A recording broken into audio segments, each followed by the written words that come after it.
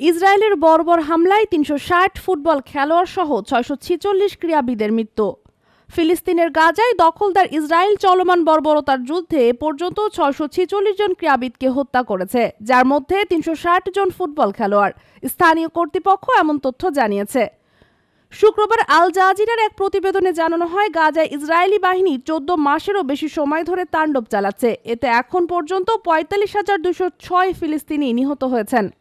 ফিলিস্তিনি ফুটবল অ্যাসোসিয়েশনের তথ্য মতে নিহতদের মধ্যে ৩৬০ জন ফুটবল খেলোয়াড় এবং অন্যরা বিভিন্ন খেলার সঙ্গে যুক্ত ছিলেন। এছাড়া নিহতদের মধ্যে অন্তত ৯১ জন শিশু খেলোয়াড় ছিল।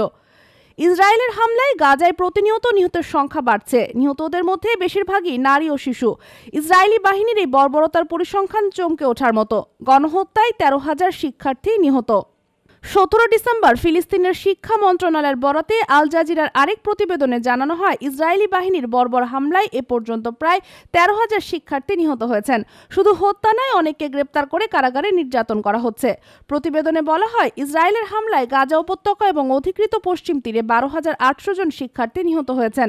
তবে অনেক মরদেহ উদ্ধার সম্ভব না হয় প্রকৃত সংখ্যা আরও বেশি বলে ধারণা করা হচ্ছে।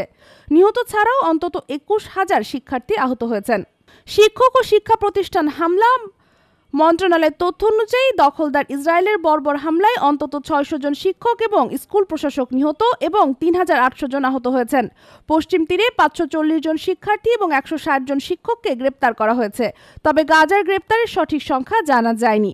এছাড়া ৪২৫টি সরকারি স্কুল, বিশ্ববিদ্যালয় এবং তাদের ভবন বোমা হামলায় ধ্বংস করে দিয়েছে দখলদার ইসরায়েলি সেনাবাহিনী।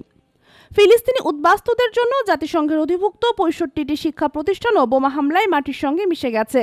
এর মধ্যে কিছু শিক্ষা প্রতিষ্ঠানের ধ্বংসাবশেষেই কার্যক্রম চালানোর চেষ্টা করছে সংশ্লিষ্টরা। দেশ জগৎ ইন্টারন্যাশনাল ডেস্ক।